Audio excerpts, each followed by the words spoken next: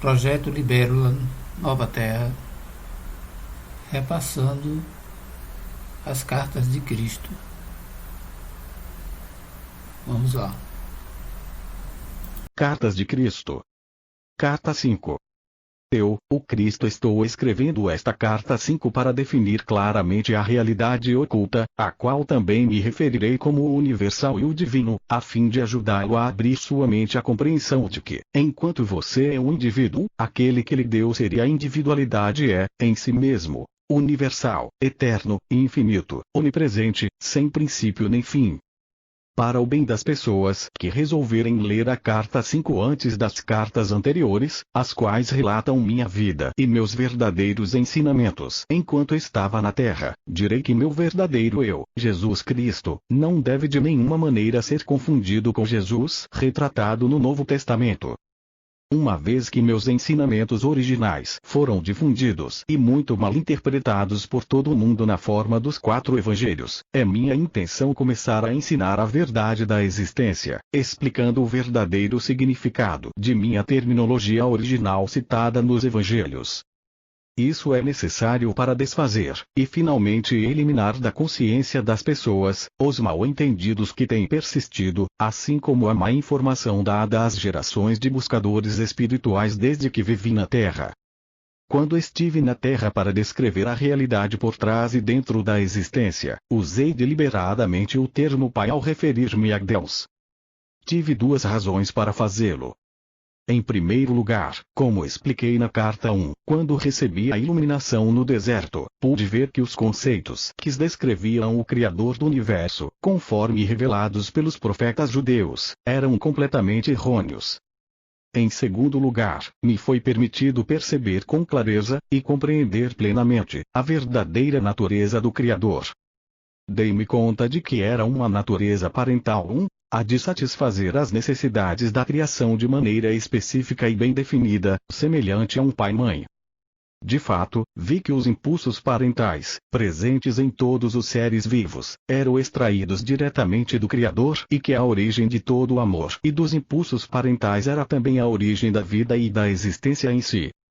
Também vi que a criação era uma manifestação visível dos impulsos criativos universais do ser e que, portanto, podia chamar a humanidade de descendência do Criador. Por esta razão, era totalmente natural que falasse do Pai ao referir-me ao Criador, pois, para mim, isso é o que realmente o Criador é, em todos os aspectos, e sobretudo pai, mãe. Porém, considerando a insistência judia em relegar a mulher a uma posição subordinada na vida diária, me referi somente ao pai para evitar a resistência judia e para ganhar a sua aprovação para o novo termo. Também idealizei o termo pai para ajudar os judeus a perceberem que seu conceito de Jeová, e a rigidez das leis judias, eram totalmente errôneos. Também ao utilizar o novo termo, o Pai, para descrever o Criador, ou impulso criativo, por trás e dentro da existência, esclarecia que havia trazido um ensinamento completamente novo, oposto à crença estabelecida em um Deus que rejeitava certas pessoas e que enviava para elas merecidos desastres como castigo. Quero que você compreenda plenamente que em nenhuma parte do Novo Testamento foi dito claramente que eu estava trazendo uma instrução completamente oposta aos ensinamentos do Antigo Testamento. Portanto, não se pode confiar, aceitar ou crer no Novo Testamento como uma verdadeira narração de minha vida e ensinamentos. O relato verdadeiro e preciso de minha personalidade, minha natureza iluminada, minhas atitudes emocionais e meus ensinamentos em si, teriam amplamente esclarecido que as antigas formas de religião judaica e meus ensinamentos iluminados eram completamente opostos em todos os aspectos. A religião judaica possuía conceitos extremamente materialistas. Entretanto, existem escritos por meio dos quais os judeus espiritualmente iluminados alcançaram, e continuam alcançando, uma percepção mística de nossa fonte do ser. Estes, em vista de seu estado mental transcendente, devem ser profundamente honrados e respeitados. Mas, quando os escritos dos profetas atingiram o homem e a mulher comum, transmitiram uma mensagem diferente, controladora, que era puramente humana e falsa. Nenhum controle do bem ou do mal é exercido por um Deus que está acima. Se fosse assim, o mundo não estaria em um estado tão espantoso de transtorno e miséria. Eu trouxe um novo ensinamento, destinado exclusivamente a tornar as pessoas conscientes da universalidade e do amor, a natureza inerente e transcendente, de aquele que trouxe toda a criação para a manifestação visível. Tenho o propósito de tornar isso muito claro para permitir aos buscadores da verdade libertar-se de qualquer vestígio de crença de que eu era simplesmente um profeta, em uma extensa linhagem de profetas judeus, e que eu continuava a pregar suas crenças, onde um Jeová Todo-Poderoso possuía sentimentos ambivalentes em relação à sua própria criação. O temor que os discípulos tinham dos judeus ortodoxos fez com que se conformassem com o que estes haviam decidido contar ao povo sobre mim. Você deve recordar que para ganhar novos adeptos judeus ao cristianismo, meus discípulos tiveram medo de renunciar ao Antigo Testamento, uma vez que este tinha mantido os judeus unidos durante séculos.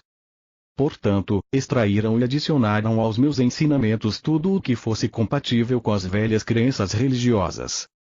Minha genealogia foi traçada para assegurar aos judeus que eu descendia do rei Davi. Por que teriam se incomodado em fazer isso?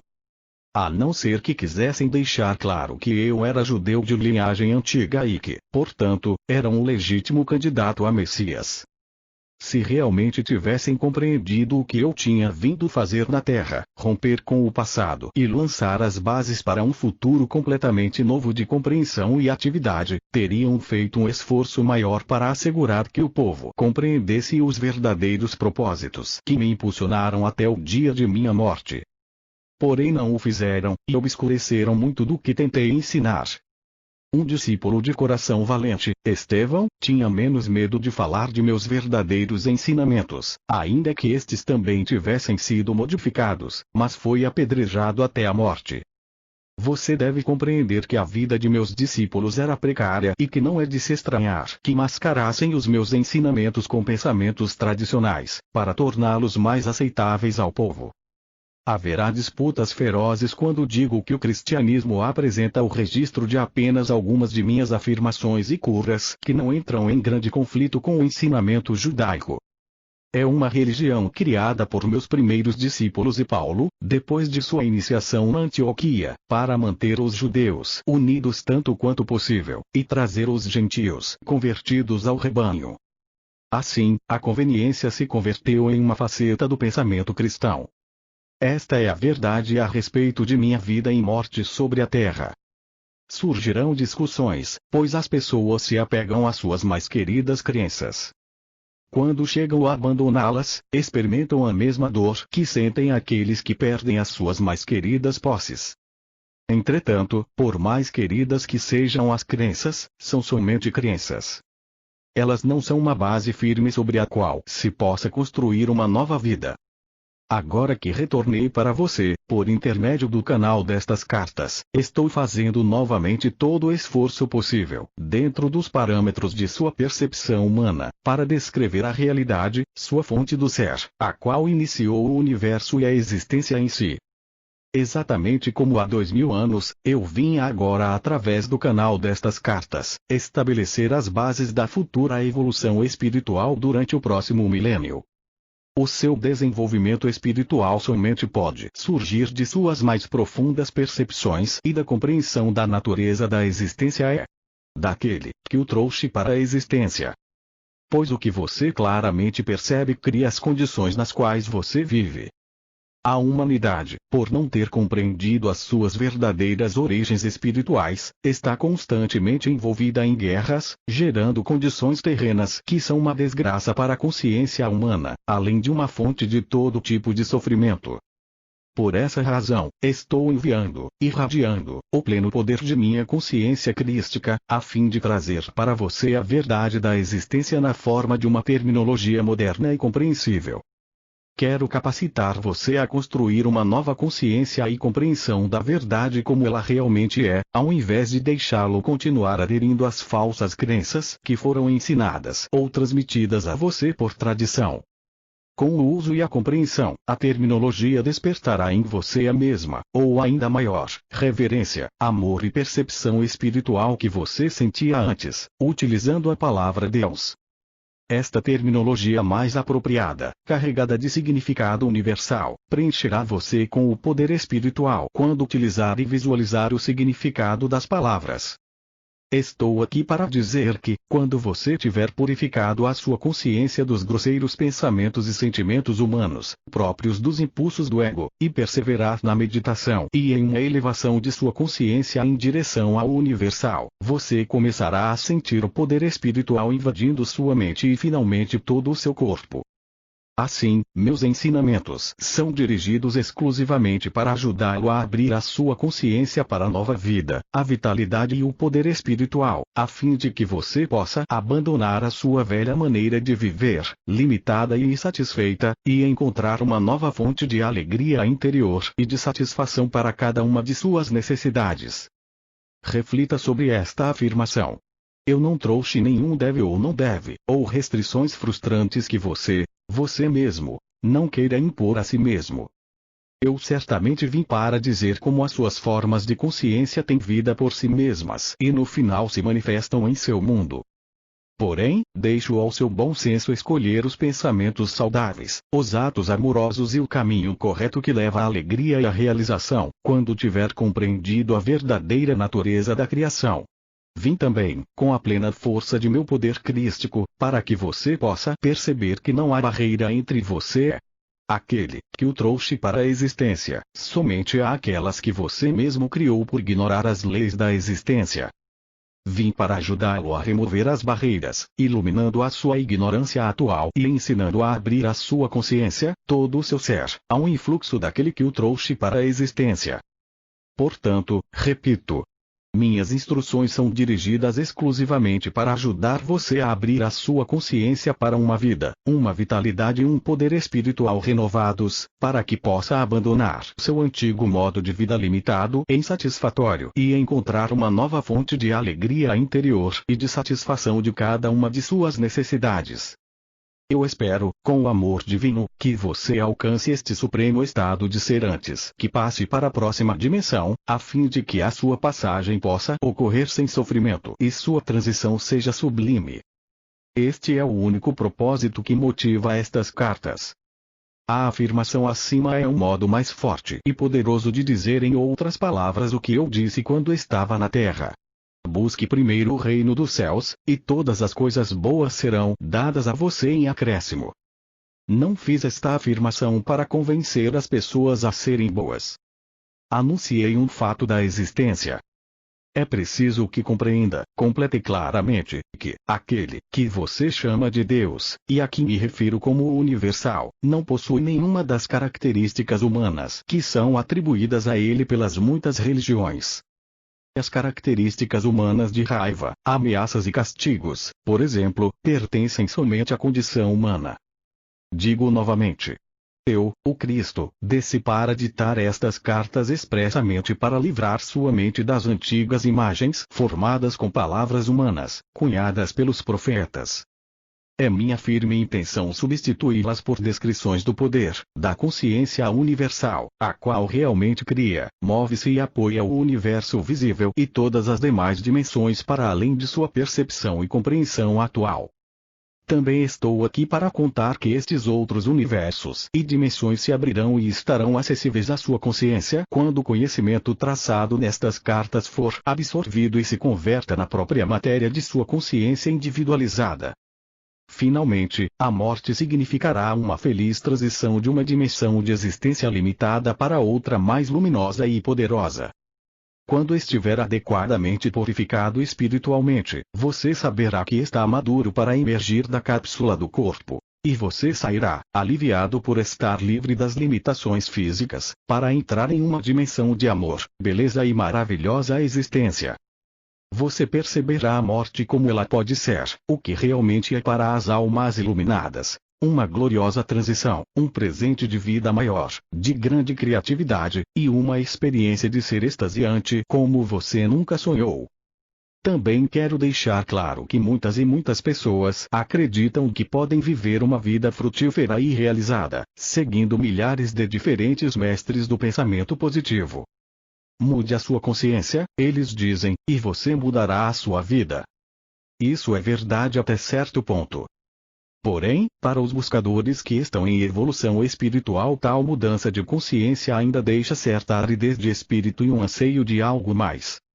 Este algo mais que a alma anseia é o verdadeiro contato e reunião com a sua fonte do ser.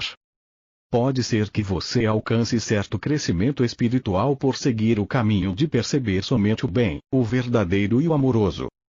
Porém, permanecerá sendo uma entidade funcionando sozinha em seu próprio lugar, ligada à Terra e não assistida pelo universal, infinito e eterno. Uma vez que compreenda a natureza do universal e volte os seus pensamentos para fazer realmente contato com isso, você se dará conta de que já não está sozinho, que está sendo sustentado pela realidade, a qual sustenta o universo. E quando digo fazer verdadeiro contato com isso, significa que, quando você está fazendo a oração suplicante para receber esse ou aquele benefício, não está fazendo um verdadeiro contato com a sua fonte do ser. Certamente a fonte do ser recebe a oração, e frequentemente obtém-se uma resposta rápida que satisfaz a necessidade, inclusive tal como foi pedido. Porém, o verdadeiro contato com a fonte de seu ser será experimentado somente quando você tiver purificado suficientemente a sua consciência do impulso grosseiro do ego humano e quando tiver passado algum tempo meditando e estendendo regularmente sua consciência, de maneira emocionalmente poderosa, em direção à fonte, buscando conexão, renovação e repouso do espírito. Este é o verdadeiro propósito por detrás da existência. Uma constante e mútua reciprocidade de comunicação entre a fonte de todo ser e a criação. Aqui lembro a você que, quando eu vivia na Terra, todos os dias dizia aos judeus, com muita clareza, que, por mim mesmo, não posso fazer nada. Continuamente declarava que é o Pai quem faz o trabalho, não eu. Eu vim neste tempo para capacitar você a fazer a sua transição de uma consciência humana presa à Terra para uma consciência de iluminação, quando a pessoa sabe que finalmente conhece a verdade do ser. Sem dúvida, a pessoa que é profundamente religiosa, permanentemente doutrinada com o dogma religioso é a teologia, judia, cristã, muçulmana, hinduísta ou qualquer outra crença religiosa, encontrará dificuldade, inclusive dolorosa, a princípio, para aceitar e fazer bom uso destas cartas, pois uma mente condicionada e programada é como concreto. As crenças entranhadas e usadas como talismãs, apoio emocional e como afirmações para dar força em momentos de crise, são emocionalmente gravadas no subconsciente. Normalmente elas incorporam um temor de ofender a Deus, ao contemplar e avançar para uma verdade mais elevada. A menos que haja um anseio sincero de conhecer a verdade do ser para além das crenças tradicionais, estes padrões mentais tornam-se quase impossíveis de aniquilar na mente e nas emoções e bloqueiam o verdadeiro progresso espiritual. Vim expressamente para ajudar aqueles que têm vontade de mover-se para além destas barreiras em direção à iluminação verdadeira. Portanto, se você sente intuitivamente que as palavras nestas páginas são a verdade e sente-se atraído por elas, tenha confiança de que está pronto para começar o caminho espiritual que se esboça nestas cartas. Eu estou à disposição para dar a você a coragem para seguir adiante até alcançar a meta, a verdadeira iluminação espiritual, a renovação da vida, a força de vontade e a descoberta do que eu chamei de o reino dos céus. Diariamente, a oração e a meditação sincera permitirão a você alcançar a purificação mental, e, gradualmente, a verdade e a compreensão substituirão os antigos mitos que foram tão importantes para você algum dia. Antes de começar os ensinamentos que se seguirão, eu, o Cristo, tenho que lembrá-lo de que seu universo não é sólido. Como provavelmente você já sabe, de acordo com os seus cientistas, a matéria sólida, a substância visível do mundo, é de fato composta de partículas de energia. A verdade do ser de sua dimensão terrena repousa sobre esta realidade fundamental da criação. Para compreender meus ensinamentos referentes à verdade do ser, é necessário captar esse aparente vazio fundamental, subjacente a todo o seu mundo criado. A maioria de vocês conhece esse fato da existência de maneira intelectual, mas isso não foi ainda nem remotamente filtrado pela sua consciência para dar a vocês uma nova perspectiva do mundo e da existência em si mesma. Como vem fazendo há milênios, vocês continuam pensando que o seu mundo é sólido e que as condições do corpo e de todo fenômeno externo estão fora de seu controle.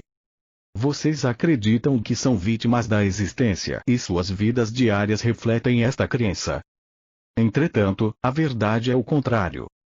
Portanto, é absolutamente necessário para mim retornar para ajudá-los a avançar em direção a uma percepção mais elevada da verdade. Como disse na carta 1, depois da iluminação no deserto, eu voltei ao meu mundo de cidades e vilas da Palestina. Imediatamente comecei a controlar os elementos da matéria, nos lugares onde via necessidade de ajudar aqueles que estavam em privação ou sofrimento. Vim para mostrar a vocês exatamente por que eu pude fazê-lo. Como revelei na carta 1, durante o tempo em que recebi plena iluminação no deserto me foi mostrado que a matéria não era realmente sólida. Não me foi dado entender exatamente como as partículas elétricas, que chamei de cintilar de partículas, tomavam a aparência de matéria visível.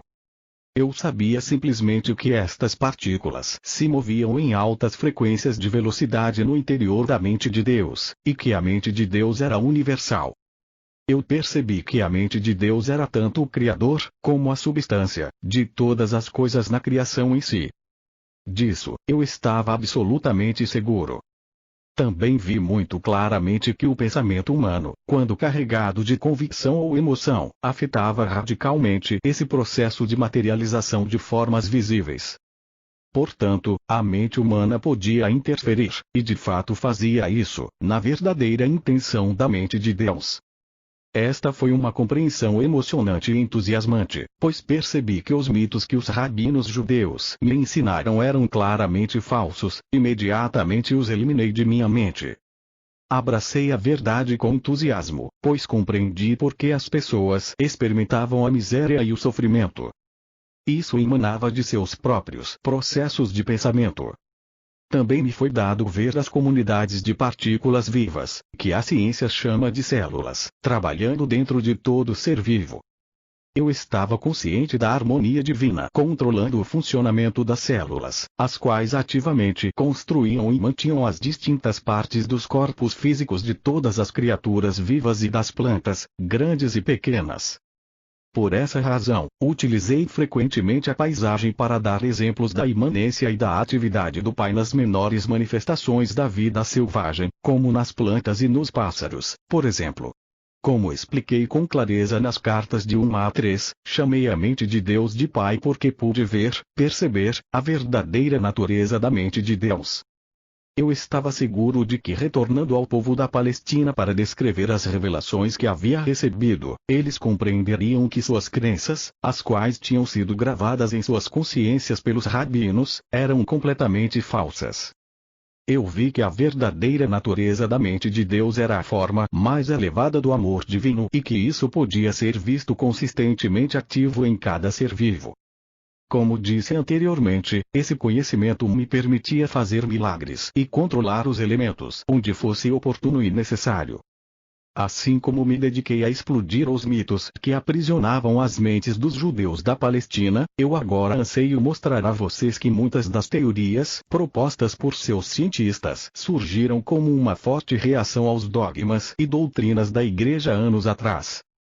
Para compreender esta afirmação você deve perceber que, antes do tempo de Darwin, quando várias igrejas cristãs tinham a mente do povo sob seu domínio, era geralmente aceito que o universo havia sido criado exatamente como estava escrito no Gênesis do Velho Testamento bíblico. Quando os homens da ciência tentaram anunciar suas descobertas e teorias, foram obrigados a descrever suas novas crenças na presença de uma enorme oposição religiosa. Em consequência, eles acreditaram ser necessário utilizar grande parte de sua energia mental para provar que as afirmações dos profetas eram errôneas. Mas ao fazer isso, esta estratégia causou a perda de sua clareza de visão, e eles se tornaram impulsionados pelo ego. Daí em diante, qualquer percepção intuitiva que fosse proposta por alguém da comunidade científica era ridicularizada, rejeitada e posta de lado por outros cientistas. Por causa desse clima mental, o pêndulo da investigação da verdade oscilou exclusivamente para a invariável crença na razão e na lógica, aprisionando o intelecto humano no materialismo, ao buscar as respostas acerca das origens da vida e da existência. Assim, é absolutamente necessário para mim refutar algumas teorias científicas e mostrar que são tão errôneas quanto as chamadas verdades da doutrina cristã. Ao chegar a algumas destas teorias, tanto os cientistas como os homens da igreja têm mergulhado no reino de absurdas suposições não provadas, para responder a perguntas que não poderiam ser respondidas somente com a mente terrena.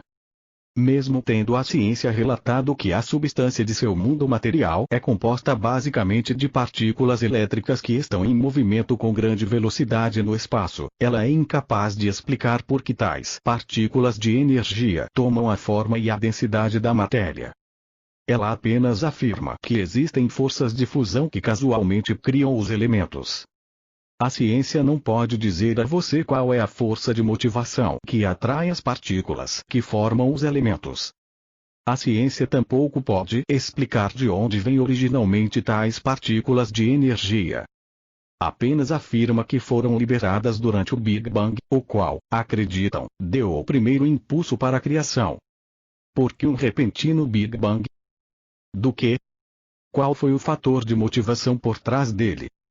A ciência fala de eletromagnetismo, porém não pode dizer de onde vêm tais energias que aparecem e desaparecem. Para onde vão? Por que vão?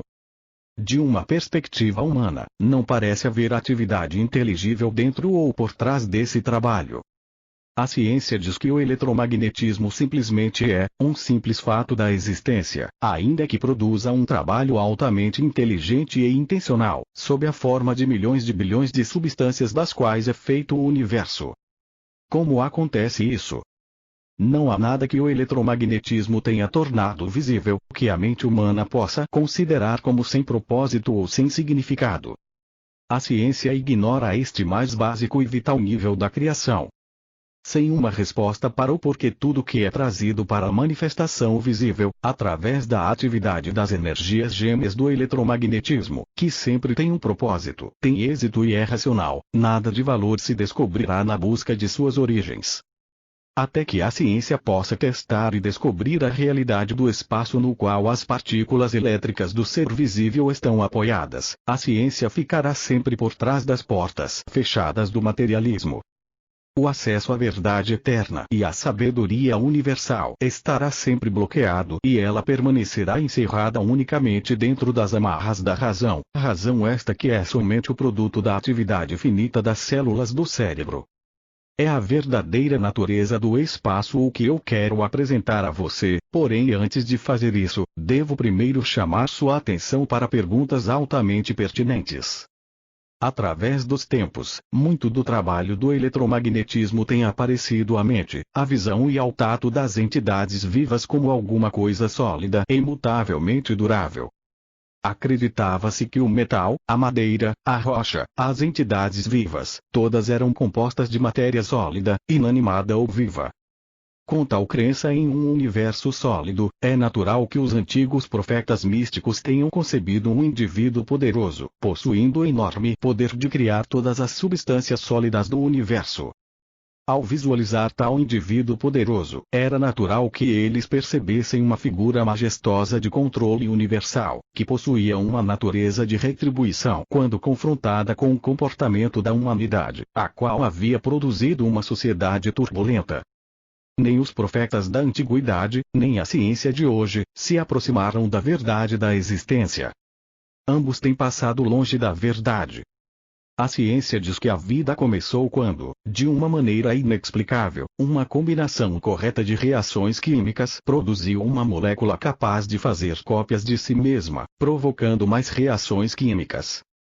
Tal descrição da enorme e abundante complexidade e poder da força da vida como sendo perceptível porque é capaz de duplicar a si mesma revela o empobrecimento básico da percepção e do pensamento científico que produziu tal teoria. Além disso, permanece sem ser questionada cientificamente a sugestão de que a combinação de elementos químicos inanimados, que se reuniriam de modo específico, acidentalmente, poderia produzir tão assombroso resultado de autoduplicação. Isso ocorre porque a mente humana finita, e mesmo o pensamento científico, não pode lidar com um acontecimento tão estranho como a autoduplicação espontânea 2. Isso é por demais sugestivo de um acontecimento mágico, de alguma intervenção de uma fonte inimaginável, a qual os cientistas não ousam considerar por medo do ridículo. Este consenso de Cordeiros 3 é considerado mais científico do que produzir teorias inspiradas, as quais são bloqueadas pelas leis materialistas que a ciência estabeleceu para si mesma. Este bloqueio ao progresso científico futuro impedirá que a ciência investigue devidamente o reino da mente e do espírito, até que algum cientista iluminado desafie as convenções e se atreva a cruzar as fronteiras entre o que é visível e o que é invisível.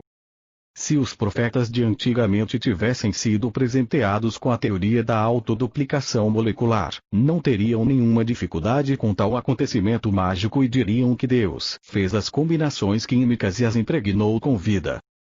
Porém, esta também não é a explicação correta. Este antigo conceito religioso de um Deus do alto, criando de longe, é o que impede o cientista de avançar na direção de reflexões espiritualmente mais conscientes.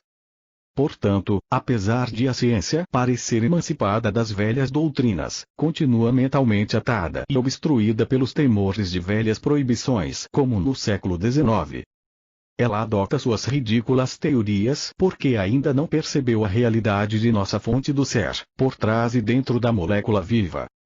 Continuando a sua história da criação, a ciência afirma que depois da autofabricação de moléculas vivas capazes de duplicarem a si mesmas, elas constituíram a si mesmas em uma célula viva, tão pequena que não se pode ver a olho nu, e esta se tornou um material de construção básico para toda a multiplicidade de organismos vivos, incluindo as plantas, os insetos, os répteis, as aves, os animais e o próprio homem.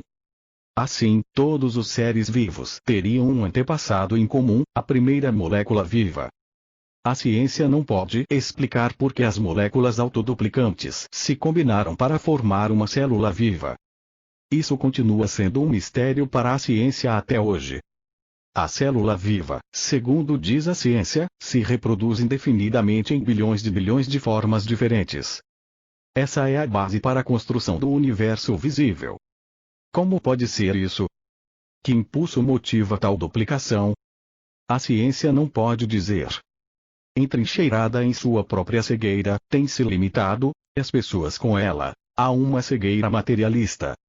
E agora, a primeira célula viva merece a plena atenção de qualquer um que esteja buscando seriamente a dimensão espiritual e a fonte principal da existência 4, porque a primeira molécula viva e a primeira célula viva são a primeiríssima evidência de alguma atividade inteligente dentro da matéria, dentro do universo.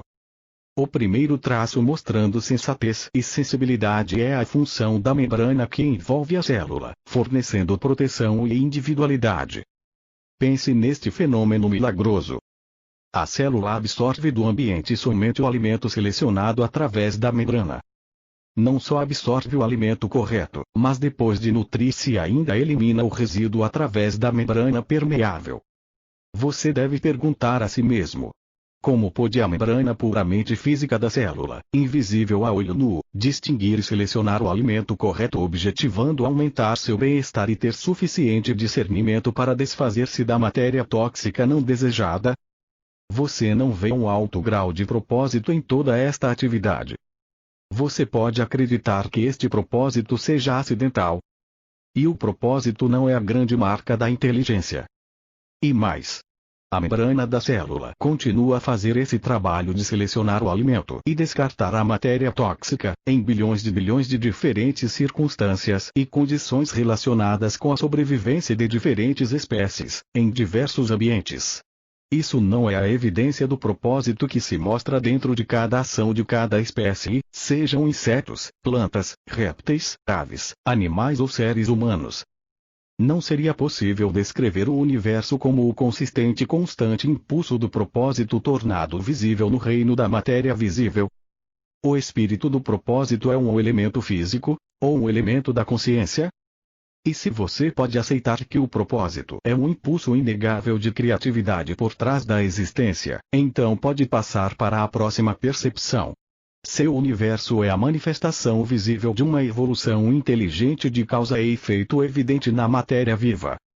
Pois se a célula viva pode selecionar o alimento correto e também eliminar o resíduo tóxico, esta simples atividade demonstra um conhecimento da necessidade de digestão e de eliminação de tal resíduo para assegurar a contínua saúde da célula. Isso não é uma clara indicação de uma evolução inteligente de causa e efeito? E mais, a ciência diz que a célula contém um núcleo que poderia comparar-se ao cérebro humano, uma vez que transmite mensagens, e sua mais importante função é a de armazenamento de informação, a livraria que contém não somente os detalhes que se relacionam como uma célula, mas também os do corpo inteiro no qual ela reside. O fato é que ao investigar a célula a ciência descobriu que esta, em si mesma, parece ser um sistema de mensagens químicas, transmitidas de um modo proposital, inteligente e inteligível. Como poderia acontecer isso se as origens das moléculas da célula fossem apenas elementos químicos inanimados? Você poderia duvidar de que por trás de cada mensageiro com uma mensagem a transmitir, há um pensamento inteligente ou consciência? E o que pensar da precisão das mensagens transferidas de célula para assegurar a precisão da duplicação exata de certas espécies durante milhões de anos? Em que momento da criação a consciência entrou nos organismos vivos? E como foi que o pensamento inteligente, que considera e decide, chegou ao campo da matéria inanimada inconsciente? Sem a consciência inerente, como pôde ocorrer tanta atividade informada e informante em uma célula que é invisível a olho nu? Tal atividade não é o produto da consciência-conhecimento, demonstrando a presença de vida inteligente em seu aspecto mais básico.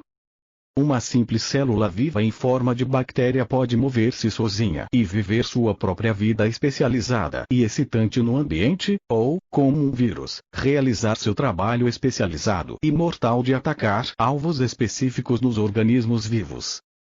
Por outro lado, a célula pode estar fixa em um organismo, realizando seu trabalho altamente importante de construção e de manutenção de alguma parte do organismo.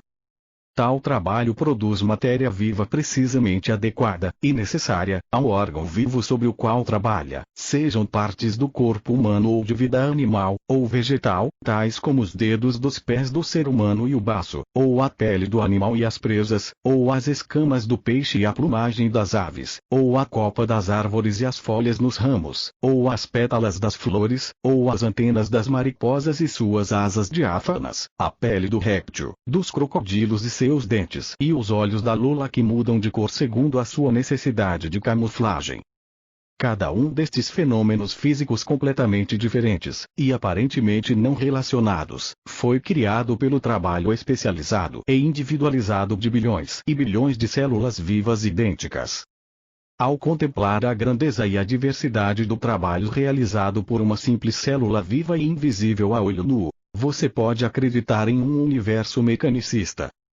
Seria possível fazer tudo isso se a matéria produzida por tais células fosse ilógica, sem nenhum objetivo razoável e sem nenhuma razão para sua existência, desprovida de consciência pessoal. Este não é o caso. Estas células vivas idênticas trabalham juntas em harmonia dentro do homem ou do animal, para fazer um fígado com suas múltiplas funções no corpo. Para criar um olho complexo que tem seu propósito específico de pôr o organismo em contato direto e inteligente com seu ambiente, incorporando a ajuda do cérebro. Para fazer ossos fortes, expressamente desenhados em conjunto com tendões e músculos, para unir-se a outros de maneira tão conveniente que permitem o pleno e ágil movimento do organismo. Além disso, células nunca interferem no trabalho de outras células. Ao criarem um rim, não fazem de repente uma orelha. Ao criarem cabelo, não se lançam subitamente a fazer pele. Não, as células criam o couro cabeludo e as mesmíssimas células criam o cabelo. A única diferença entre as células da pele e as do cabelo é o trabalho que realizam, segundo após segundo, durante toda uma vida. Por quê? Qual é o fator motivador e inspirador? Acidente? Que inteligência organizadora pôs em movimento todo o processo de criação, desde o nível mais fundamental de formação de simples elementos a partir de partículas elétricas livres no espaço, até a combinação de elementos para formar substâncias químicas, a combinação correta de substâncias específicas para formar uma molécula viva, a combinação correta de moléculas vivas para fazer uma célula viva, que pode receber alimentos, eliminar resíduos, construir segundo especificações claras, deslocar-se e sustentar conscientemente esse enorme edifício da criação através de bilhões de anos. Qual é a força motivadora que concebeu e fez evoluir com sucesso nos sistemas vivos as entidades vivas, bilhões e bilhões de maneiras diferentes de fertilizar as sementes de todo tipo, sejam as das plantas, dos insetos, dos répteis, das aves, dos animais ou dos seres humanos, desenvolvendo para cada um deles um sistema inteligente de procriação, adequado às condições climáticas e à produção de vegetação no ambiente, a fim de assegurar a sobrevivência. A sobrevivência não é também uma evidência de atividade com propósito inteligente? Ao cumprir-se esta grande façanha de criatividade, você não deveria se perguntar como é que cada espécie viva tem sua própria maneira individual de criar sua prole e de protegê-la de todo possível perigo, até que seja capaz de sobreviver sozinha. Isso não é um ativo amor pela criação em sua forma mais elevada. Você não pode sair desta análise sobre o que tem a inteligência humana a dizer a respeito das origens da vida e da criatividade, sem que se mencionem as importantíssimas moléculas de DNA 5, sobre as quais se diz que levam o projeto de todo o organismo, planta ou bebê. Estas moléculas de DNA dão as instruções às células, informando o que elas devem construir de acordo com os cromossomos depositados pela semente. Em lugar da inteligência, a ciência ofereceu as moléculas de DNA e as células frágeis da matéria como a fonte de existência, seu líder supremo, seu diretor de criação, das quais toda a criação deve depender para sobreviver. Contemple o glorioso DNA, Senhor de sua criação. De onde tirarão as células de DNA seus inteligentes poderes direcionais? A ciência já está satisfeita, agora que é capaz de explicar de maneira razoável por que as diversas espécies de todo tipo se reproduzem com tanta precisão e consistência. A ciência quer que você acredite que vive em um universo puramente mecanicista, que o fenômeno da evolução surge puramente de mutações casuais e da sobrevivência do mais apto.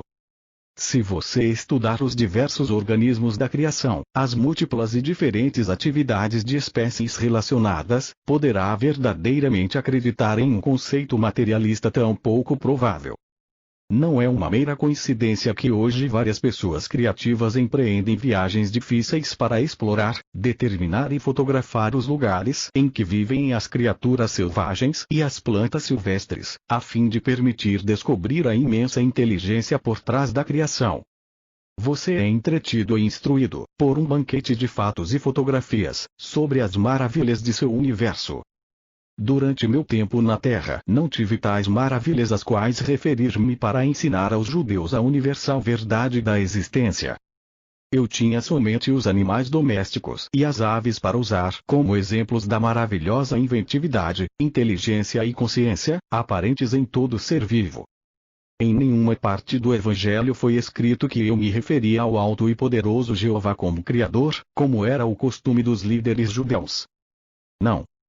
Eu recorri ao campo, às flores e às aves e procurei ensinar aos meus compatriotas que eles estavam rodeados por uma criação milagrosa e maravilhosa. Há 2000 anos, em sua dimensão, nos faltava seu atual conhecimento científico para observar e explicar de maneira inteligente a atividade que eu chamava o Pai, em tudo o que se encontra ao seu redor. Para descobrir a sua verdadeira fonte do ser, peço a você que avalie a inimaginável e indescritível complexidade e diversidade de trabalho intencional, claramente evidente nos pinguins e nos porcos. A mente humana pode reproduzir qualquer das atividades mais básicas no sistema digestivo, por exemplo, que rapidamente reúne as enzimas requeridas e os hormônios necessários para a digestão. como a mente finita, que é incapaz de perceber claramente o verdadeiro processo criativo governado pelo conhecimento instintivo, ousa declarar explicitamente, desafiando a contradição, que compreende as verdadeiras origens da criação e as forças que deram forma à criação. Que arrogância! Esses homens somente podem pensar segundo o que dizem os seus olhos. Vejo a ignorância científica atual com compaixão amorosa, com certo grau de divertimento e um grande desejo de alfinetar seu orgulho, pois, enquanto alguém não questionar sua autossatisfação e posição de infalibilidade, o verdadeiro casamento entre as eternas verdades e o conhecimento científico humano não poderá acontecer. Porém terão que fazê-lo, ou a evolução espiritual humana ficará paralisada. Os cientistas têm a mente excessivamente cheia de conhecimento livresco especializado, de fórmulas e equações aceitas, e têm também uma grande necessidade de aprovação e reconhecimento dentro da comunidade científica, o que impede a penetração mística de inteligências mais elevadas. Peço aos leitores destas cartas que formem uma associação para em meu nome desafiar a ciência e perguntar: em que momento da evolução do mundo material a consciência foi percebida pela primeira vez? Repito, e digo isso seriamente. Pergunte ao cientista em que momento da evolução do mundo percebe-se pela primeira vez a consciência? Na célula viva. Se a resposta for a célula viva, pergunte se a consciência já era perceptível nas moléculas vivas, que se combinaram para formar a célula, e se envolverem em uma membrana tão inteligentemente desenhada que permitia o consumo de alimento selecionado e o descarte de resíduo tóxico. Como ela reconhecia o resíduo tóxico? E se aceitar que a consciência poderia estar presente nas moléculas vivas, não seria necessário perguntar se as propriedades químicas que formaram uma molécula viva não teriam possuído elas mesmas a consciência que finalmente as impulsionou e projetou em uma combinação viva para formar uma molécula. E tendo retrocedido até este ponto nas origens da existência, as propriedades químicas, ainda seria necessário perguntar por que a consciência deveria se tornar uma presença viável somente dentro das substâncias químicas, porque não nos elementos nos quais a individualidade tomou forma pela primeira vez. E se aceitar que ela estaria nos elementos, porque se deveria negar que a consciência impulsione as partículas elétricas para formar os elementos? É racional negar tal possibilidade. E tendo chegado a tal possibilidade, não se deveria ir mais longe e perguntar de onde vem o eletromagnetismo. Qual é a realidade da eletricidade, para além dos raios de luz intensos agora descritos pela ciência como fótons e elétrons? E qual é a realidade do magnetismo para além das energias gêmeas de ligação e rejeição, estes impulsos de energia que trouxeram a estabilidade e ordem ao caos? Pergunte à ciência.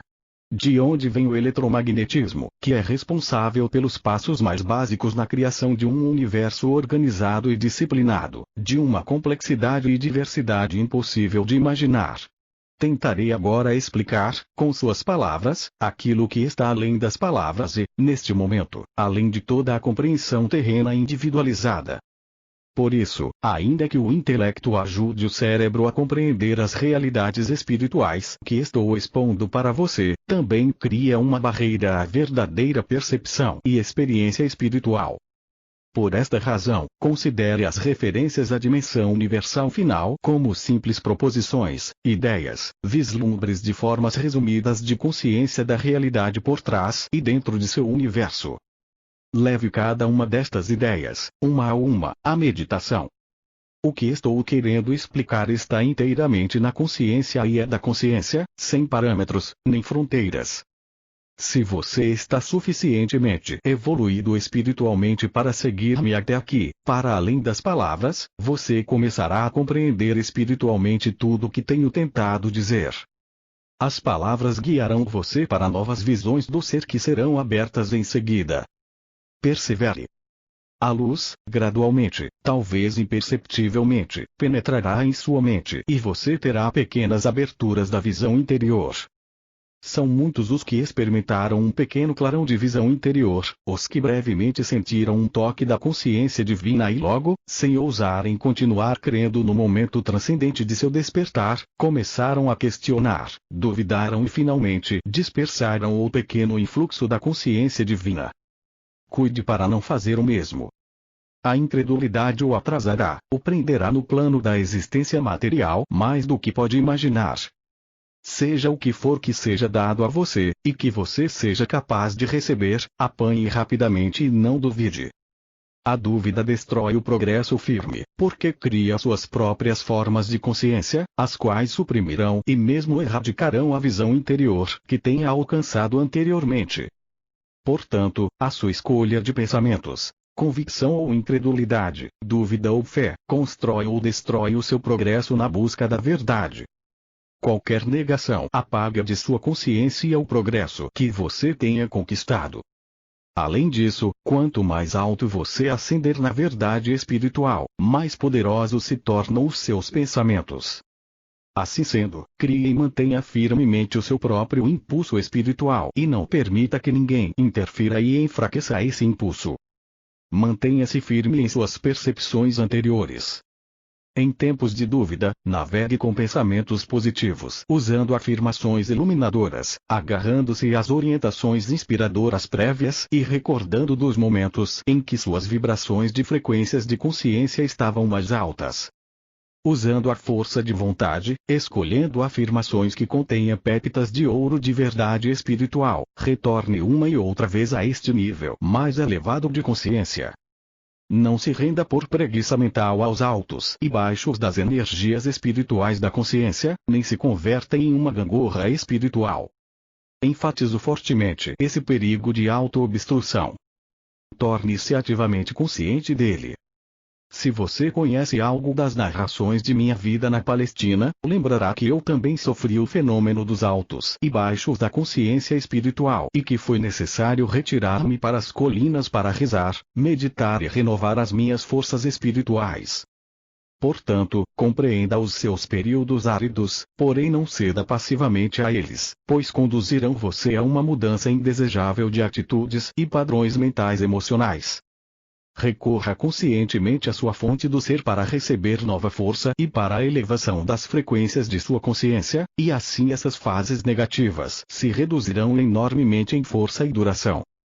Digo novamente, esteja atento para o modo como você usa a sua mente. Deixe que a sua atividade mental seja sempre construtiva, a fim de que ela possa contribuir para seu crescimento espiritual e não seja um contínuo obstáculo. Após tudo o que foi dito anteriormente e depois de ter ditado o restante desta carta, o canal começou a questionar sua possível recepção pública, porque lhe pareceu muito pragmática para ser atraente às pessoas acostumadas a imaginar um poder magnífico, ou ser, ou algo totalmente diferente que criou o universo. De fato, fiz muitos esforços para descrever a imensidão do poder do qual todas as coisas provêm, mas como disse, é impossível expor em termos humanos a realidade da fonte de seu ser. As almas espiritualmente evoluídas, que são levemente inspiradas pela consciência divina, relatam que a experiência é completamente bela e gloriosa e inteiramente inesquecível, ainda que não plenamente descritível em termos humanos. Essa experiência mística é possível quando as frequências vibratórias da mente já são elevadas, e a consciência inteira está inundada com raios da consciência divina. É uma condição que envolve mais os sentimentos do que o intelecto e as células do cérebro. Nesta situação em que tenho que inspirar a mente e as células do cérebro do meu canal com a descrição da realidade de sua fonte do ser, e ela tem que interpretá-la em palavras, preciso ter cuidado para não interferir com demasiada força nas frequências vibratórias de consciência nas quais estão trabalhando as células do cérebro dela. Houve momentos em que foi perigoso seguir adiante e assim interrompi o funcionamento de seu computador para romper o contato. Antes que comecem a estudar, meditar e absorver estas páginas, quero primeiramente deixar claro a todos aqueles que lerem estas cartas que meu propósito com elas é, antes de tudo, dissipar os mitos com os quais a minha personalidade humana e meus ensinamentos foram envolvidos. É minha intenção que o dogma e as doutrinas religiosas finalmente morram de morte natural em todo o mundo, do mesmo modo que desapareceram os sacrifícios de animais no Templo de Salomão. Em segundo lugar, vim também para ajudar as igrejas a deixarem suas noções arcaicas de Deus e de pecado. Nenhum verdadeiro progresso espiritual é possível até o surgimento de uma clara compreensão de que cada pessoa é responsável pela maneira como se desenvolve a sua vida. Em terceiro lugar, vim para retirar de sua mente as imagens de um Deus onipotente de magnificência, grandeza e poder ativo ilimitado, que recompensa os virtuosos e castiga os malvados. Estas crenças, ainda que reconfortantes, são totalmente errôneas. Em quarto lugar, estou explicando a verdade do ser para finalmente dissipar o velho conceito de Deus sentado no alto, em alguma parte do céu, de onde se diz que ele criou o mundo e tudo o que ele contém em um tempo relativamente curto. Em quinto lugar, vim também expressamente para ajudar a ciência a lançar a ponte sobre o abismo entre a consciência universal e o surgimento das partículas elétricas. Sem esta ponte entre a dimensão espiritual invisível e o mundo visível da matéria, a ciência permanecerá paralisada nas velhas ideias e conceitos, ao invés de progredir em direção a novos reinos de investigação espiritual científica para o aperfeiçoamento da humanidade. Também vim para mostrar a você a verdadeira natureza, aquele que lhe deu o ser, que lhe deu a individualidade, pois sem este conhecimento que revelará a natureza de seu ser dual, porém totalmente interrelacionado, espírito e corpo, você também ficará paralisado no mesmo nível de consciência em que está no momento. Quero deixar absolutamente claro que nada vem do nada. Este é um refrão bem conhecido entre vocês e é absolutamente verdadeiro. Entretanto, há um fundamento do ser, eterno, infinito e consistente, e isso é o que vou revelar. Você não foi criado, você extraiu o seu ser dele. Evidentemente, você não poderia ter saído de algo totalmente estranho à sua própria consciência. Estou pedindo ao meu canal que escolha alguns exemplos terrenos comuns e compreensíveis. Não se pode tirar um recheio de torta de um pote de melaço e descobrir que é carne moída. Não se pode espremer laranja e fazer do suco cerveja de gengibre. Não se pode encher um balão de ar, estourá-lo e encontrar gelatina gotejando. Todos os exemplos mencionados acima eleitos pelo meu canal são exemplos de lógica. Quero que você perceba que o universo inteiro é uma manifestação de lógica e de efeitos lógicos consistentes, surgidos de relações de causalidade. Seu universo é constituído de causas e efeitos tornados visíveis. Este é um princípio inalterável da existência. Se há casos de alterações, tais como experiências paranormais ou curas instantâneas, a pessoa mediana fica espantada e a ciência se nega a crer que tal coisa seja possível. À medida que minhas explicações se aprofundarem, você compreenderá finalmente como tais alterações ocorrem, de maneira lógica e eficaz. Em outras palavras, estas alterações ocorrem segundo leis espirituais naturais e sempre servem a um propósito necessário.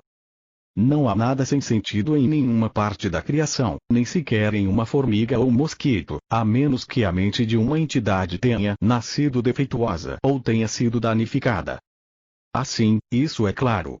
Você vive e opera em um universo físico que manifesta o grau mais elevado de inteligência e atividade com propósito na criação da matéria em si, nos corpos físicos de todas as entidades individuais, desde plantas até seres humanos.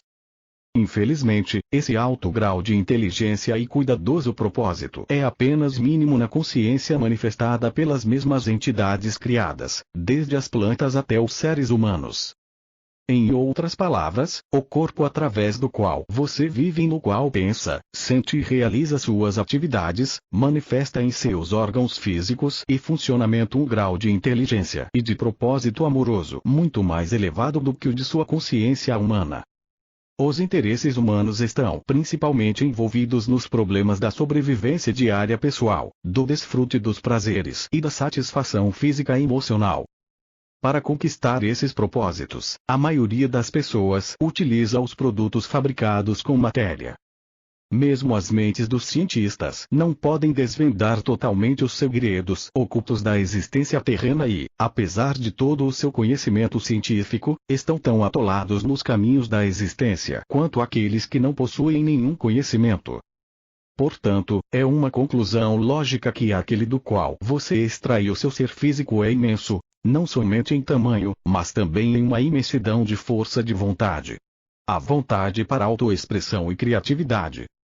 Visualize durante um momento o tamanho do universo material, o Sol e seu calor, a Lua, o planeta Terra e o Sistema Solar, as galáxias de estrelas e o fato de que esta matéria visível é totalmente interdependente, e também dependente, do movimento dos corpos planetários e está sujeita às leis universais de função e movimento perpétuos.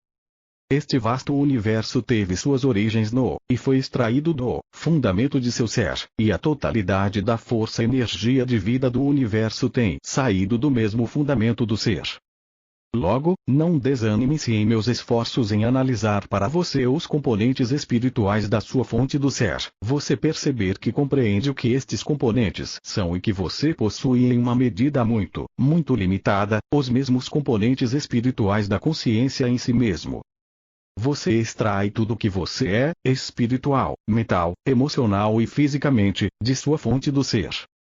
Antes de explicar como isso pode acontecer, quero que me acompanhe em certos passos para ajudar a sua mente a absorver a imensidão daquele do qual seu ser foi extraído.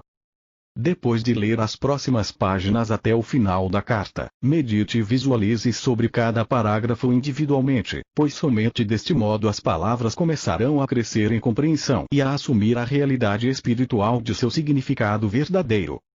Tudo, espiritual, invisível, visível, imaginado, é consciência-conhecimento. A natureza primária e abrangente da consciência é o conhecimento. Não é possível ter consciência sem possuir conhecimento. Tudo que você vê, toca, ouve, sente, sabe, é consciência-conhecimento, tornada visível. Não há nada no universo que não seja consciência tornada visível. A consciência-conhecimento é infinita e eterna. Há duas dimensões de consciência dentro e além do seu próprio plano terreno de existência, o plano da matéria pesada e da forma sólida. A dimensão universal final de consciência-conhecimento jamais pode ser plena ou verdadeiramente conhecida por um espírito individualizado. É inacessível. Ela está em equilíbrio. É a única fonte de todo poder, sabedoria, amor, inteligência. A dimensão universal de consciência-conhecimento em equilíbrio é um estado de silêncio e de quietude, a partir do qual vem o som, a cor, a forma individualizada e toda a criatividade visível no universo visível.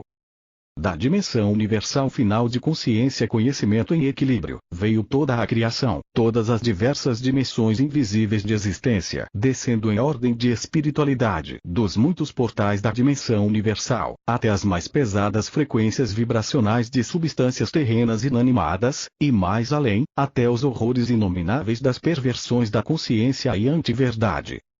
Essa dimensão universal final de consciência-conhecimento não somente está no espaço. Ela é todo o espaço. Ela está imperceptivelmente em todas as partes.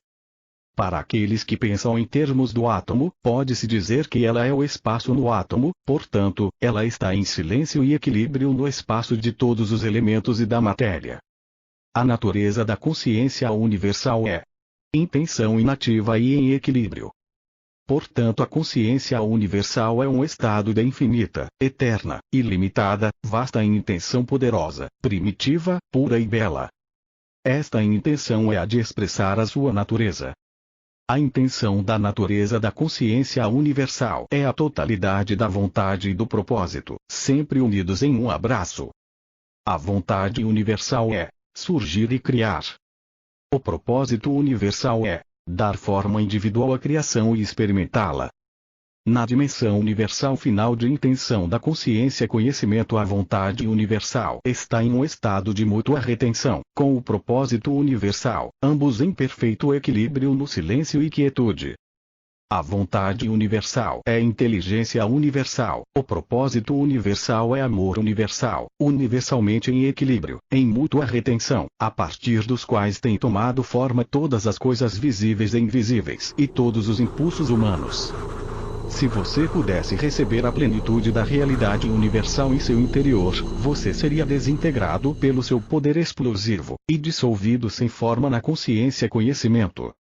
Ela transcende a condição humana individual, do mesmo modo que o calor e a luz de seu sol é bilhões de vezes mais potente que a luz dos vagalumes que cintilam na escuridão. Quando estive na Terra, fiz uma distinção entre seu Pai no céu e seu Pai em seu interior. Quando falava de seu Pai no céu, queria dizer inteligência universal. Por causa da atitude dos judeus para com as mulheres, eu me referi somente a este aspecto da consciência universal. Nos dias de hoje, a você que está consciente da igualdade dos gêneros, falo de Pai, Mãe consciência em equilíbrio na consciência universal conhecimento, onde o Pai consciência é a inteligência universal e a Mãe consciência é o amor universal. O instrumento da energia criativa do Pai consciência, a eletricidade, está em um estado de mútua retenção, equilíbrio, com o instrumento da energia criativa da Mãe consciência, o magnetismo. Uma vez que o instrumento do Pai, Mãe, o eletromagnetismo, está em equilíbrio na consciência universal, ele nunca será detectado no espaço pelos cientistas, por mais que o investiguem. O impulso vontade do Pai consciência é atividade inteligente, em equilíbrio com o impulso propósito da Mãe consciência, que é nutrir para a sobrevivência. Pai, Mãe consciência é uma força impessoal poderosa, embora ela seja pessoal para você, mesmo antes de você buscar fazer contato com ela. À medida que evolua espiritualmente, você a sentirá, pois ela é a realidade do ser. Ela está em todas as partes e em todas as coisas. Pai consciência é o amor inteligente, que proporciona energia inteligente e impulso ao mundo das formas complexas, é expressado fisicamente como eletricidade. Mãe propósito é a inteligência amorosa que proporciona o propósito e o impulso para a sobrevivência das formas complexas individualizadas, é expressada como magnetismo, ligação e repulsão. Esses são os impulsos originais universais de todo o ser da consciência universal, sua fonte de ser, inteligência, amor. Esse é o estado do ser antes da criação. Consciência-conhecimento em um estado de equilíbrio. Quero que você entre de novo em um estado interior de equilíbrio consciente, onde a mente permanece em silêncio. Você controla o seu interior e sua mente e suas emoções não mais se dividem em atividade e sentimento. Pode ser que note um aumento de poder dentro de você, de força, paz e contentamento. Isso, expressado em você de forma individual, é o estado de ser do qual saiu a criação. Quero assinalar que o equilíbrio é impossível no momento em que se introduz o pensamento. Quero que você perceba que a dimensão universal é uma dimensão de impulso sem forma. Ela não contém nenhum projeto de criação. Ela está em um estado de forma não dividida.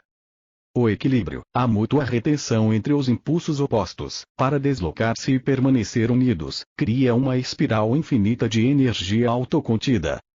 A energia autocontida de mútua retenção é simplesmente impossível de imaginar pela individualidade. Como eu disse anteriormente, se a individualidade pudesse entrar na dimensão universal dos impulsos mutuamente retidos de movimento e ligação, seria imediatamente desfeita e regressaria ao equilíbrio da consciência universal. Reflita sobre a imensidão inimaginável de poder contido na retenção mútua dos impulsos gêmeos na consciência universal, que são primariamente consciência-conhecimento, intenção-vontade, propósito inteligência-amor, combinados como amor inteligente e inteligência amorosa. Impulsos de movimento-ligação, repulsão-eletricidade, em equilíbrio, magnetismo.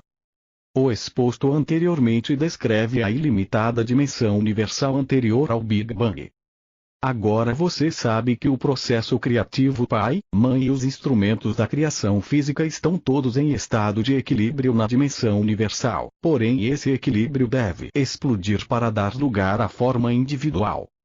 Você sabe também que, em virtude de que os impulsos eternos infinitos estão contidos no estado de retenção mútua, esses impulsos são de uma intensidade inimaginável de energia, contra a qual a sua energia atômica contida na desintegração do átomo é um simples puff, um espasmo infinitesimal sem importância.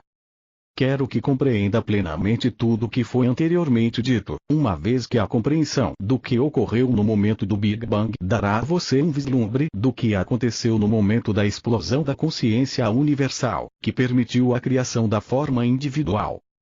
A consciência universal foi despedaçada.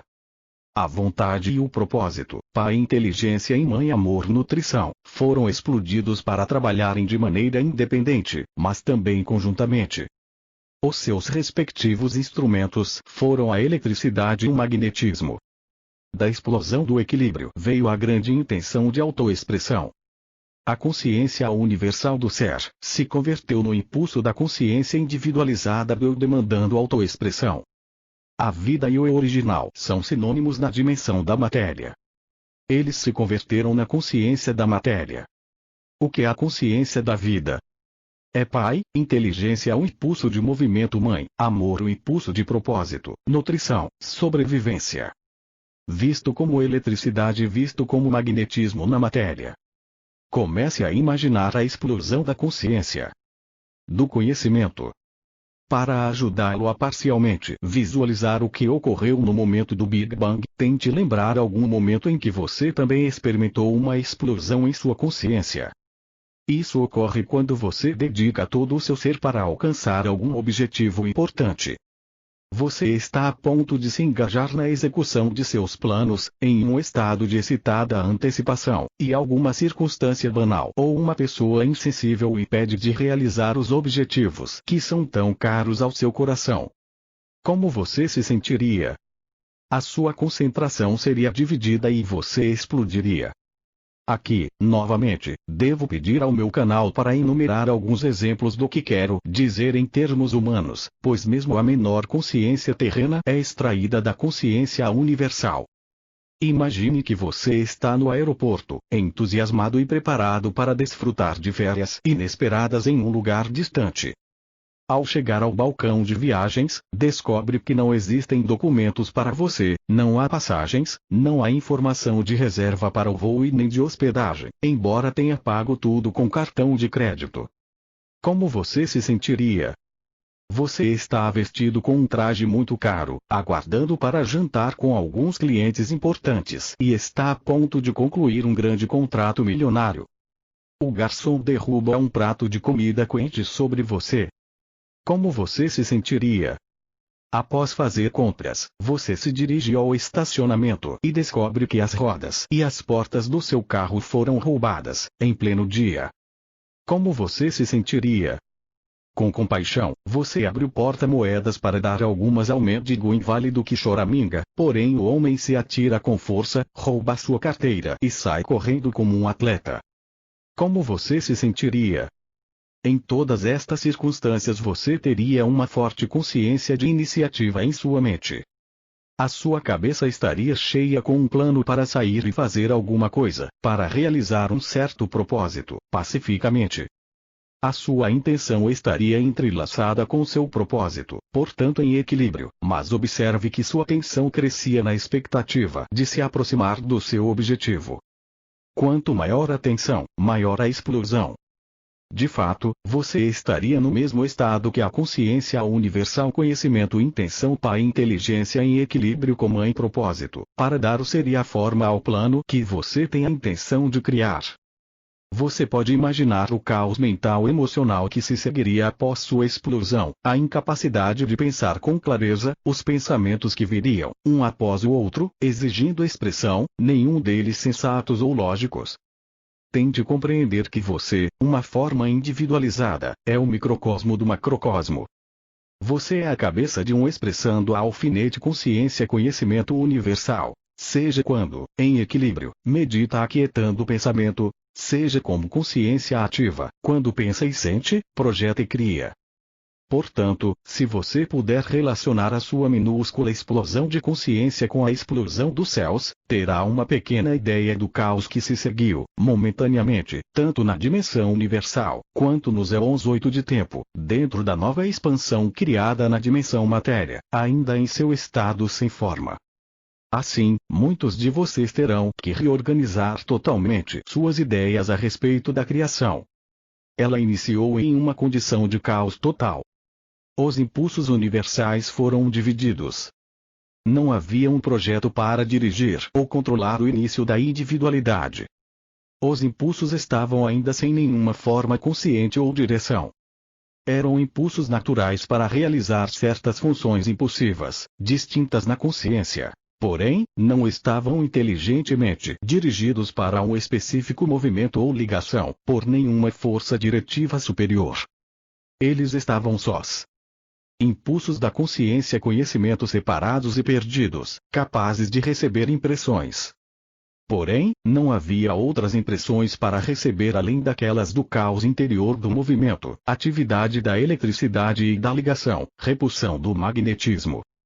E este caos de consciência foi manifestado na criação como caos de partículas.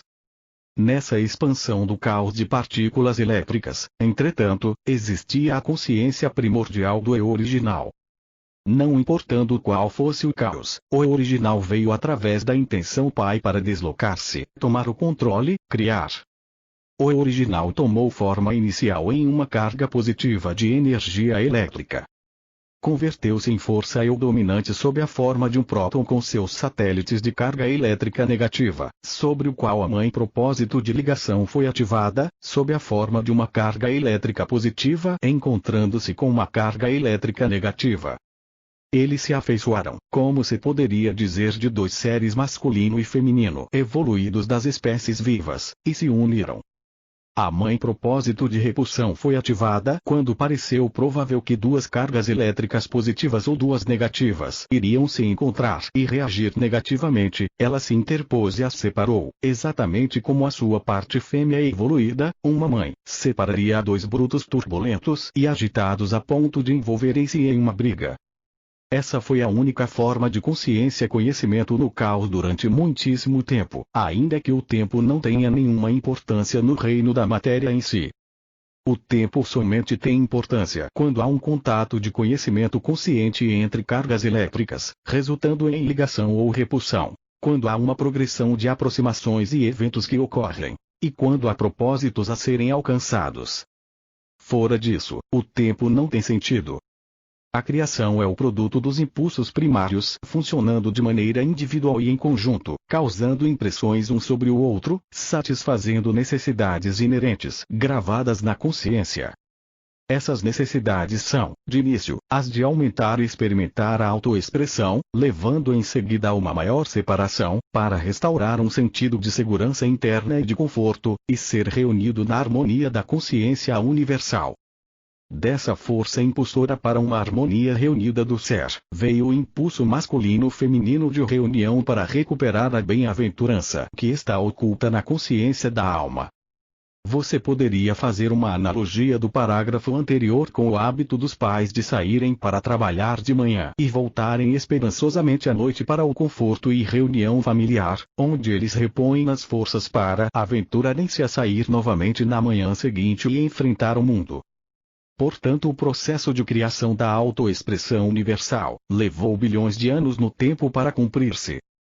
Depois do Big Bang, o processo criativo pai-mãe dividiu-se em duas energias diferentes que continuamente trabalharam separadas e em conjunto, independentes mas mutuamente retidas, para funcionarem juntas, tendo características ou naturezas individuais e diferentes funções. Portanto, a sua carga de trabalho foi diferente, ainda que indivisível. Você já sabe, e por um processo de meditação deve ter entendido plenamente, qual a natureza do pai e da mãe no equilíbrio da dimensão universal. Brevemente, a natureza do pai é a de ser ativo, criativo e de realizar a obra da criatividade. Também é uma condição do eu original e da existência individualizada.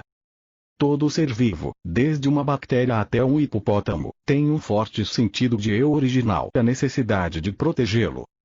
A natureza da mãe é a de dar forma ao plano da consciência elétrica iniciado pelo Pai Inteligência, unindo as partículas elétricas.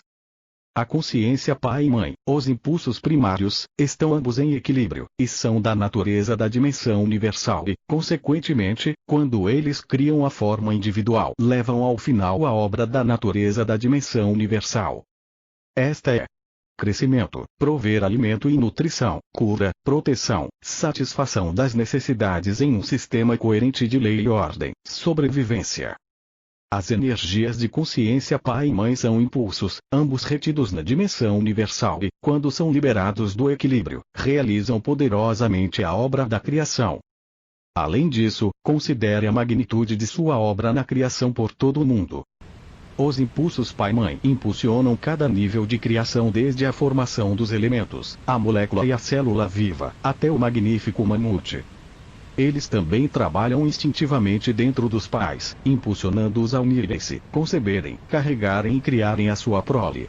Alguns pais se ausentam depois do nascimento de seus descendentes, sejam eles ovos, filhotes ou seres humanos. Estes são os pais cujo sentido de eu original é maior que seu instinto inato de paternidade. É neste ponto que você deve se tornar plenamente consciente do significado de impulso.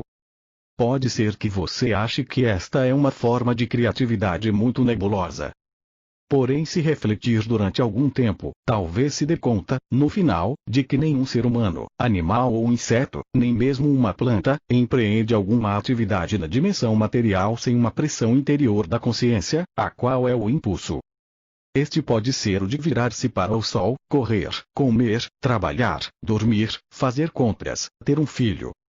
Sempre, o impulso precede a atividade, inclusive a de piscar os olhos. E mais, não há nenhum impulso que inicie uma atividade que não esteja dirigida por algum propósito. As plantas giram as flores e as folhas para captar os raios do sol necessários ao seu crescimento. As pessoas correm para manter a forma, comem para satisfazer a fome, trabalham para ganhar a vida, dormem para escapar das tensões e recarregar as suas energias, vão às compras para se suprir de alimentos, tudo direcionado para a sobrevivência e o conforto pessoal. Então, os impulsos são a realidade por trás e dentro da criação. Se toda a matéria voltasse à sua forma original de partículas elétricas, os impulsos universais ficariam intactos e no final dariam forma a outra criação. Os impulsos são para sempre. Entretanto, as partículas elétricas na matéria viva estão aqui hoje e amanhã terão desaparecido, mas a alma continua. Você pensa com os impulsos elétricos no cérebro. Você sente com os impulsos magnéticos em seu sistema nervoso. Estes últimos centram e unificam os impulsos elétricos em um todo unificado. Sem a ligação magnética em seu sistema você seria apenas movimento sem conhecimento. Agora é o momento de levá-lo de volta às minhas experiências no deserto, descritas na carta 1.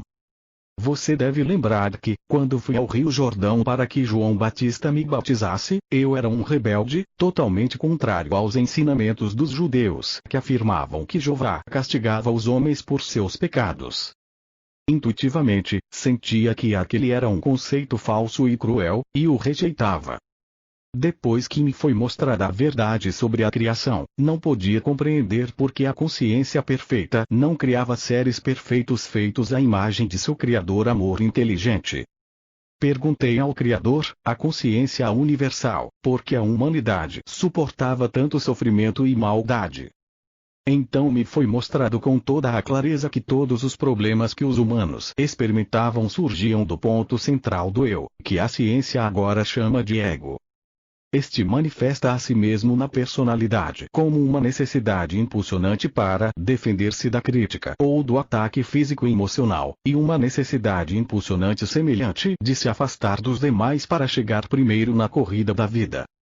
Também se manifesta na personalidade como uma necessidade impulsionante de adquirir tudo de melhor para si mesmo, apesar da oposição dos demais, e uma necessidade impulsionante semelhante de agarrar-se às suas posses pessoais, sejam elas parentes, amigos, bens materiais ou conquistas, a despeito de toda a oposição.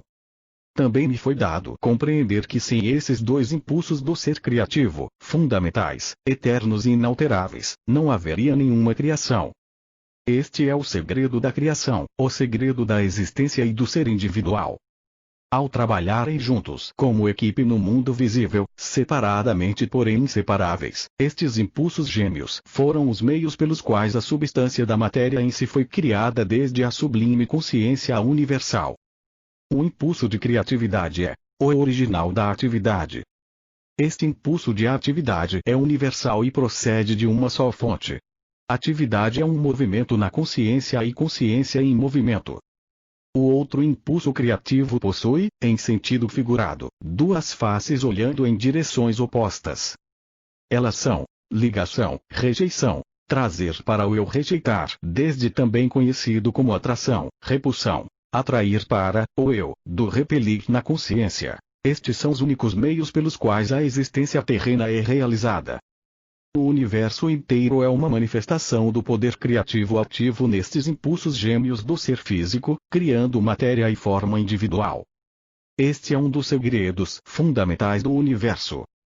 Eu vi que o núcleo da personalidade ou ego, como agora é chamado, tinha sido criado como o guardião da personalidade e estava irresistivelmente gravado com o impulso magnético para assegurar a intimidade e sobrevivência, para proteger a condição do eu original individual. Isso foi conseguido usando as duas faces do segundo impulso do ser ligação, rejeição para assegurar a individualidade. A face da ligação arrasta, extrai, atrai, exige, puxa, compra, agarra, se prende às pessoas e às posses que busca. Esse impulso cria uma ilusão de segurança nas relações e nas posses.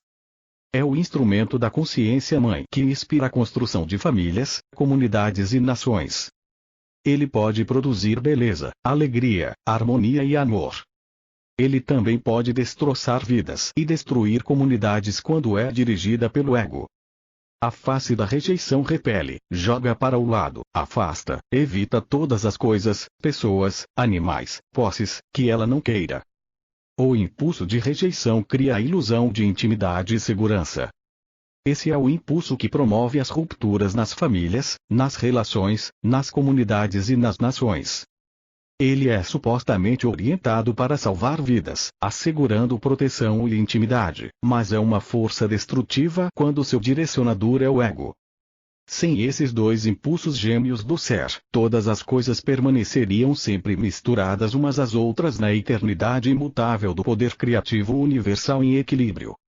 Sem esses impulsos gêmeos, não haveria nenhuma interação entre dar e receber e puxar e empurrar, necessários para a criação de milhões de experiências pessoais, a partir das quais avança e evoluciona a personalidade. Portanto, o problema da personalidade e da direção do ego, que é suportado por todas as coisas vivas e pela humanidade, é um fato irrevogável e inevitável da criação. Qualquer outra explicação é puro mito. Eu vi que, o que os homens chamam pecado, era o resultado direto da interação dos impulsos de ligação, rejeição na natureza humana. Os impulsos de ligação, rejeição constituem o disfarce emocional mental utilizado por todas as entidades individuais criadas, incluindo as aves e os animais. Você vê esses impulsos funcionando em toda a natureza, inclusive na vida das plantas. Os impulsos de ligação, rejeição dirigem o comportamento em direção à sobrevivência de todas as entidades na criação. Não houve nenhuma escapatória dos impulsos de ligação, rejeição.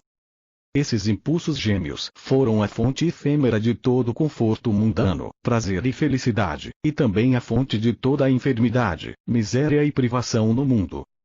Entretanto, além disso, subjacente, transcendendo e interpenetrando tudo, está a vida, nascida da explosão da consciência universal, sendo próprio fundamento e fonte da consciência terrena, assim como a consciência pai, mãe é criativa, também o pensamento do homem é criativo, pois o pensamento e o sentimento são o exercício e a união dos instrumentos gêmeos da consciência pai, mãe. Desse modo, esses impulsos de ligação, rejeição na personalidade individual tornam-se também altamente criativos, na medida em que determinam, e tornam visíveis, as formas de consciência das coisas desejadas e das coisas rejeitadas. Este é o segundo segredo fundamental do universo. Eu vi que o pecado era um conceito artificial, convenientemente idealizado por homens para descrever qualquer atividade humana que causava dor a outros. Era inevitável que todos os seres humanos, em algum momento, causassem algum tipo de aflição ou dor a outros por causa de sua tendência natural de arrebatar as coisas dos demais e de repelir com rudeza aos demais, a fim de conseguir o que querem da vida. Essa propensão humana de ferir os outros em nada ofende a consciência universal, Deus, como afirmaram as religiões judaica e cristã. Somente a humanidade poderia compreender o significado da palavra pecado, uma vez que somente a humanidade e toda a criação que está submetida ao ser humano conheceria a dor, a privação e a miséria causados pelos dois impulsos fundamentais da individualidade, ligação, rejeição, que estão ativos na personalidade humana. O impulso inerente ao homem para proteger a sua própria individualidade o tinha feito estabelecer normas e leis para a sociedade humana. O poder criativo universal, amor, não tinha absolutamente nada a ver com o estabelecimento de restrições, limitações, leis e juízos humanos.